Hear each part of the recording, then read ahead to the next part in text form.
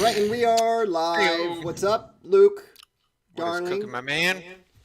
So, God, a lot of things going on. A lot of things going on. I can't believe it's Friday. It came really, really fast for me. Yeah. Um, what's going on with you? Just jamming, man. Enjoying the summer. Dude, I got to Yeah. tell you, your real estate market outside of Austin, you guys are getting hammered. Your Mm-hmm.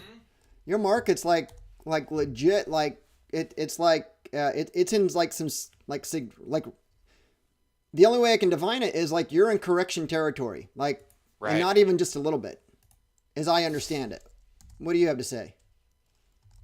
Yeah. I mean, it's up or down doesn't matter to me. Stuff's it's all the same, with the exception of personal property. You know what's interesting? I was speaking with the top agent in Hawaii, like for Mm-hmm. Hawaii, not for like any particular company, but for Hawaii. My Really. professional, my day job gives me the ability to connect with these type of people. Right. And what's interesting is Hawaii, their market, dude's got whiplash because it literally flipped one side of the extreme to another. Like I would have thought that Texas would have been. No, these guys Mm-hmm. switched like over the course of the last 14 months. Went from extremely low inventory, homes just blowing off the shelf, to whoosh, to the complete other Really. side. And I'm like, well, what are you doing about it? He's like, well, I'm adapting. So he's opening up a different market. This guy was leading the top luxury person, and he's now focusing more on local, long term, lower price points. And Mm. what I find interesting with that is the people. Oh, another conversation that I had was with a real estate sales trainer for an office, and a big office, and they were Yeah. mentioning that some of their top seasoned agents are, you're hearing a lot of the excuses on they can't get leads and such.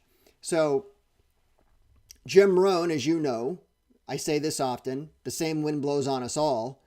It's Yeah. not the blowing of the wind that determines your destination, it's the set of the sail. So both of these conversations happened yesterday. And the Hawaii guy first, the sales trainer second. And it's interesting how the one dude's like, "Hey, I'm resetting my sail. The wind has changed. There's no longer a tailwind. Now I have a headwind. I got to Yeah. figure this out." And the other one just shared with me that what I'm doing is not working, and they're continuing just doing the same thing. Both of them said. So I was talking to two top producers. Both of the two top producers. It was a panel that I was doing. Both of them, when I asked them what are they doing to generate leads, Mm-hmm. neither one of them said knocking on doors. Neither one of them said cold calling. The telephone is a component, but they're using the telephone for lead follow up, right? Yeah. Lead follow up and conversion, which is what you and I have always promoted. They're using ads. They're using Google My Business. They're using video. Like back to basics is not, Mm-hmm. and you and I have talked about this for years, but Yeah. back to basics isn't knocking on more doors and cold calling. I think some people define it that way, but back to basics now is going back to those fundamental business practices, but you also have to recognize where society and culture is at to utilize those business practices. So when I think back to basics, lead generation, lead conversion into an Yeah. appointment, appointment preparation to turn them into a client, and then servicing the client. And that's true in real estate, that's true in mortgages, that's true in everything.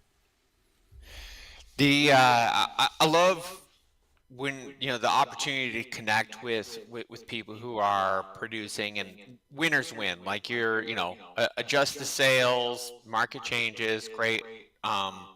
they'll find a way to win in any market. For those guys that you are talking about, so you mentioned ads, GMB. What was the other one you mentioned? Video. Video. Okay.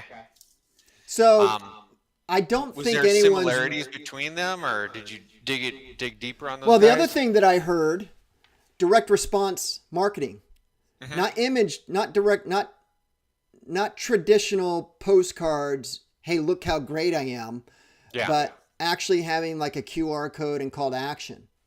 Direct response, things that you and I Yeah. again talked about for years.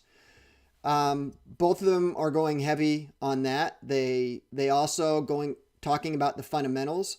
They're going back into, not back into, but they've implemented handwritten note cards to be sent to people, doing the more personal touch.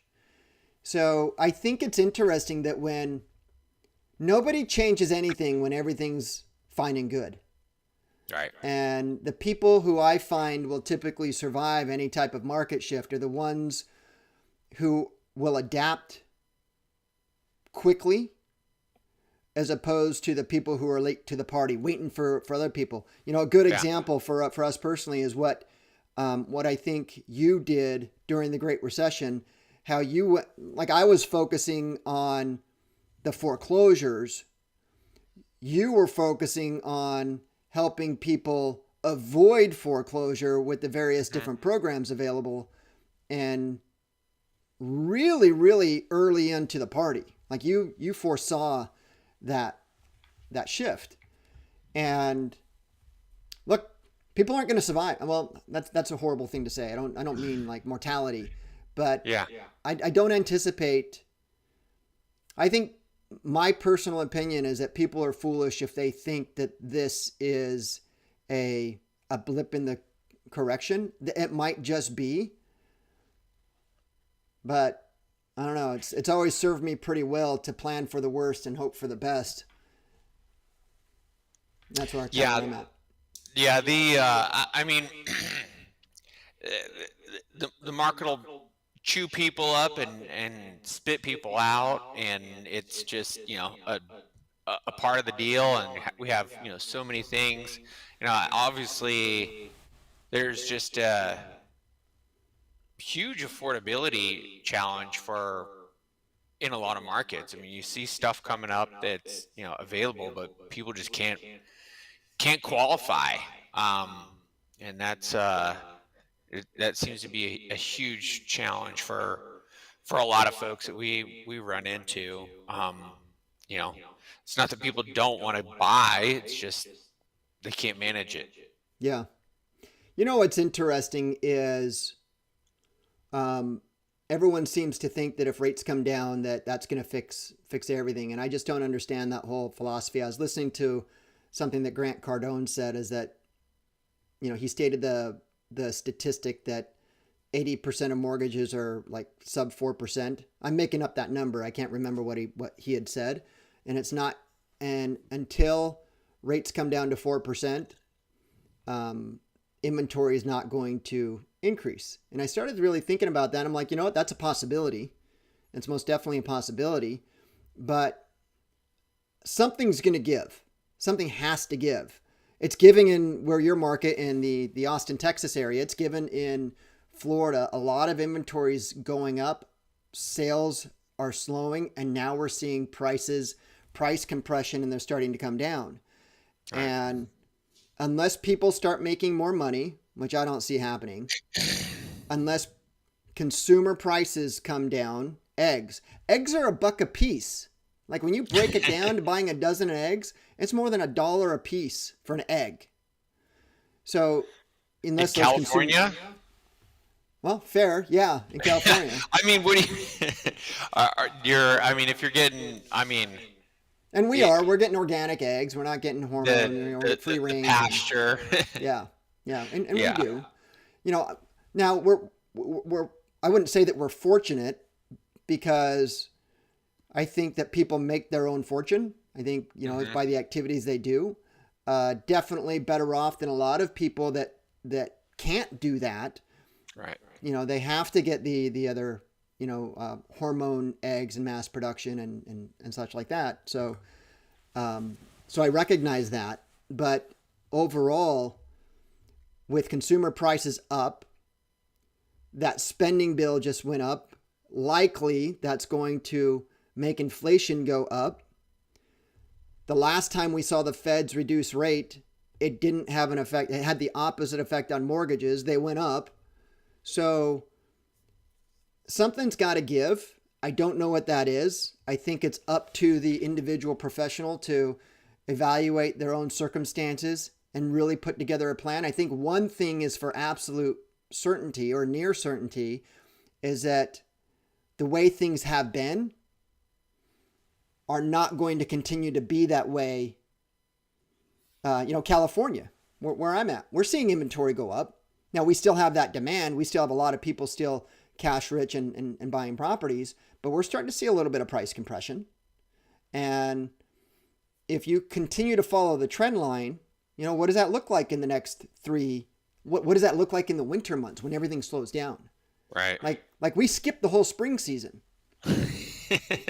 Seriously, I can't believe it's already mid-July and you still have folks feeling like they're thawing out from last winter. For real. For real. So when we were talking about artificial intelligence last week, and one of the things that I have come to, this is going to be a total Brett thing that you're going to recognize.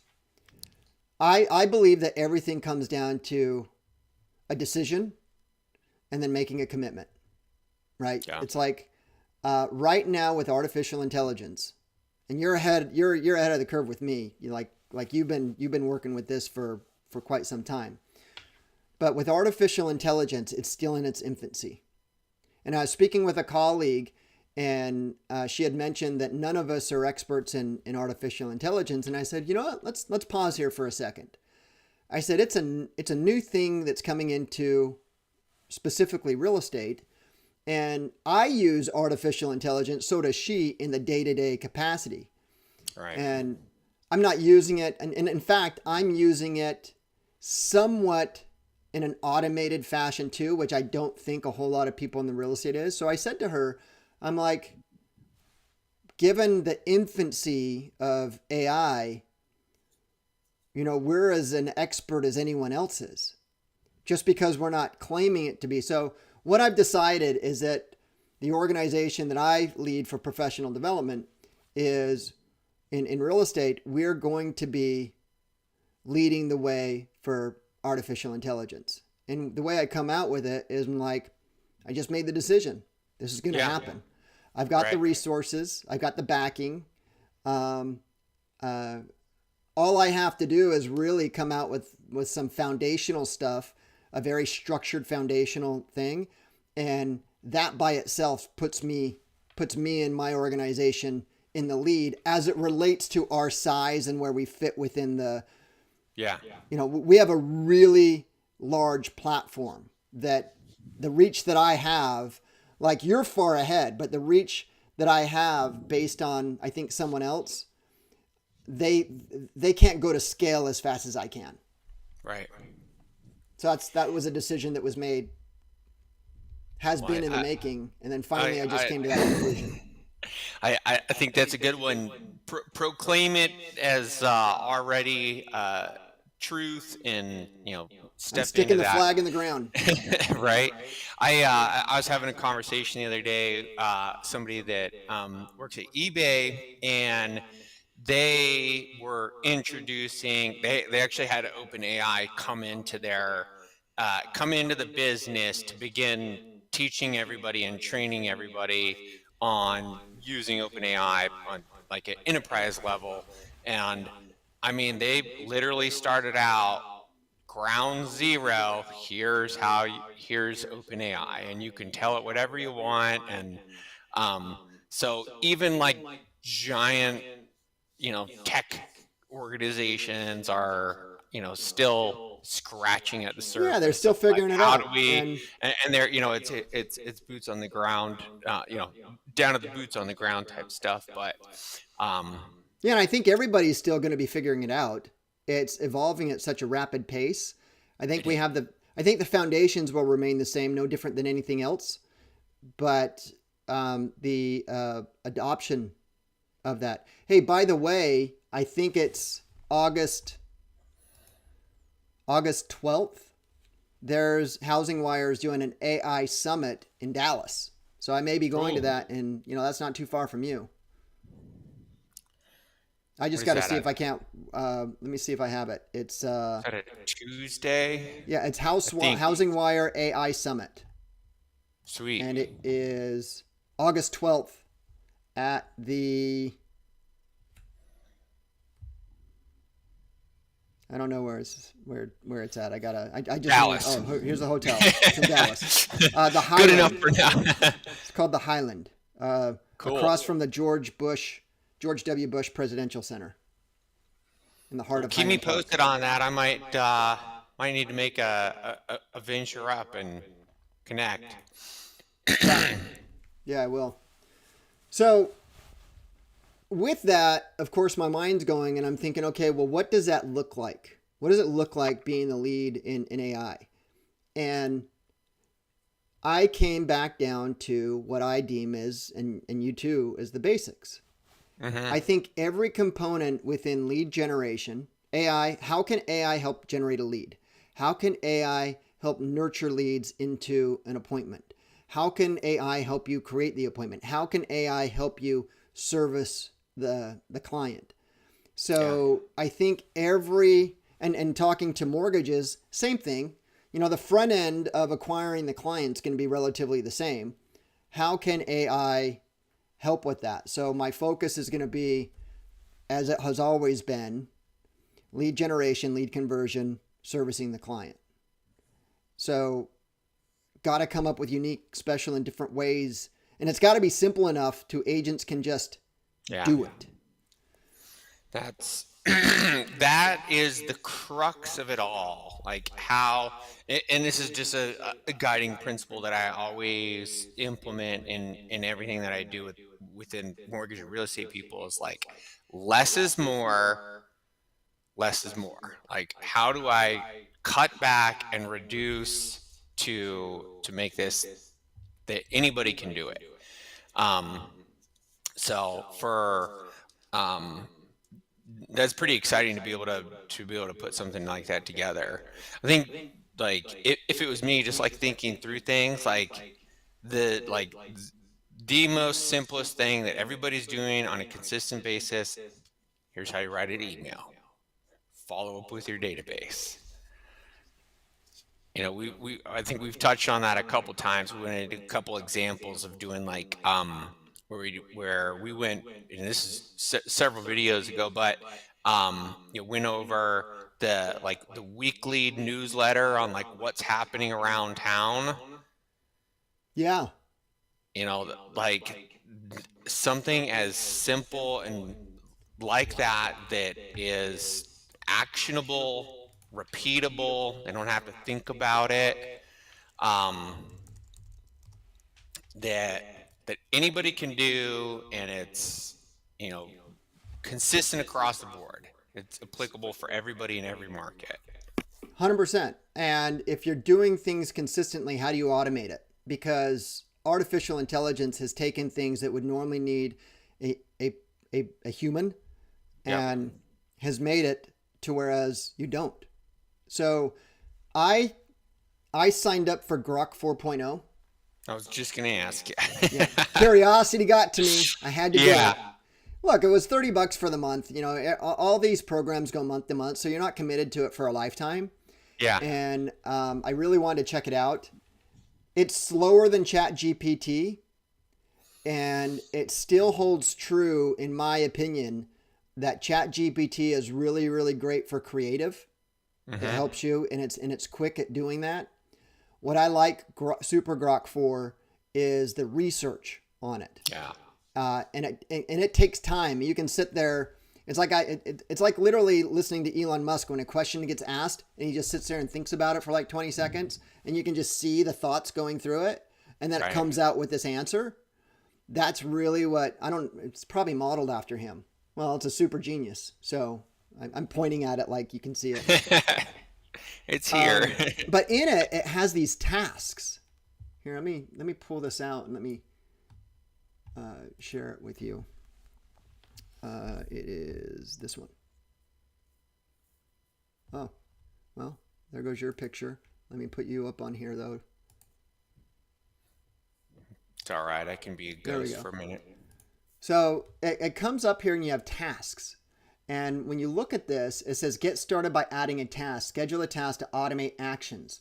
So I forgot about this until you actually just brought it up. Mm-hmm.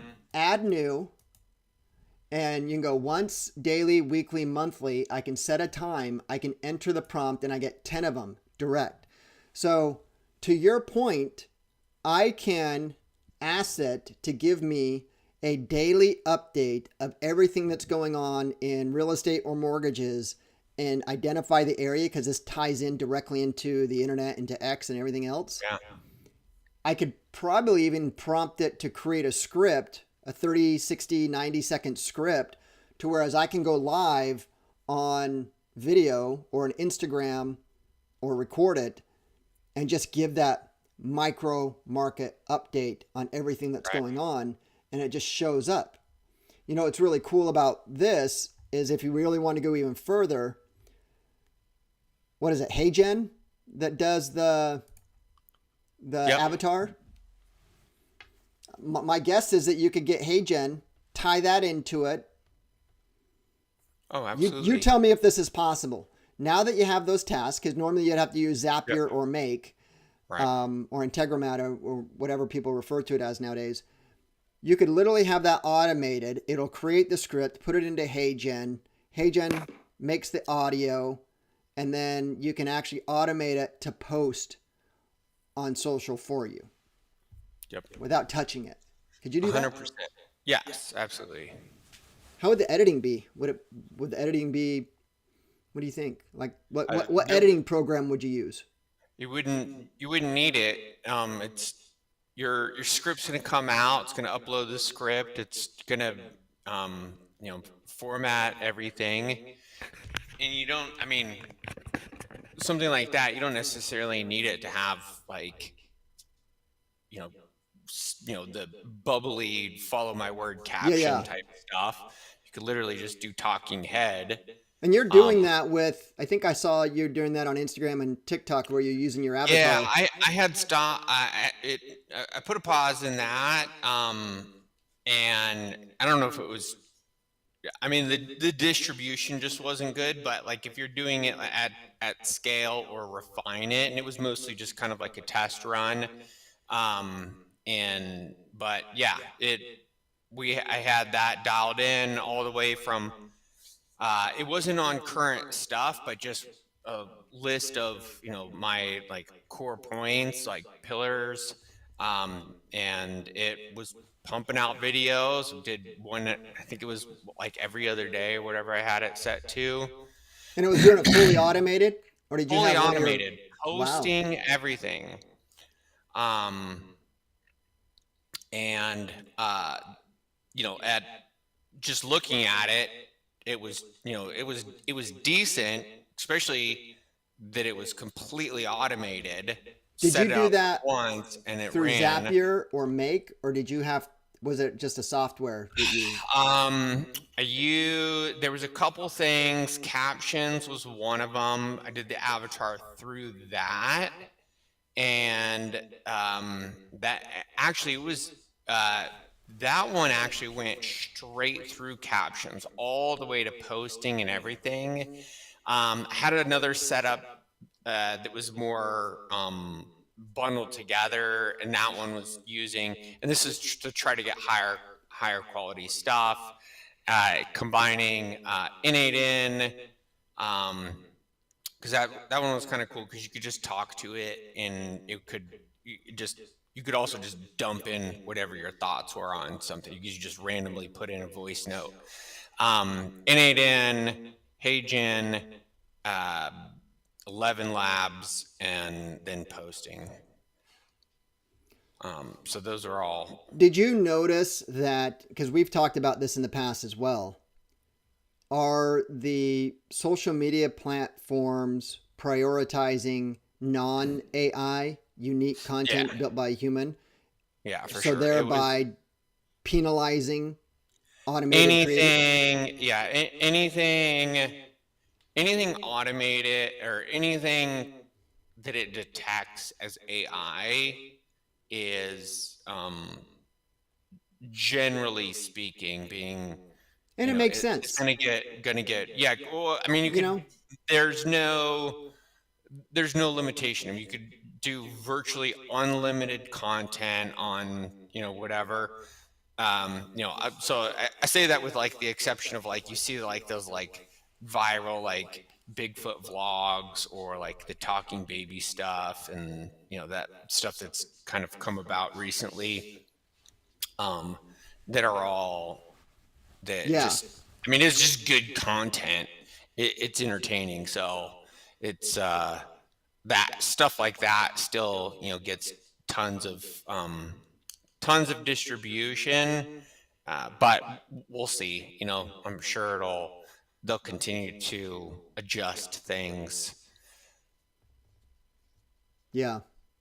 Yeah. Well, that's good to know. Well, look, with that, we are right there at the top of the hour. We'll continue this conversation next Friday. I am in town still next Friday. I start picking up travel again, but I think we'll be okay on keeping our cadence, at least from my side. Beautiful. Any final words? Let's get it. All right, my friend. We'll see you next week.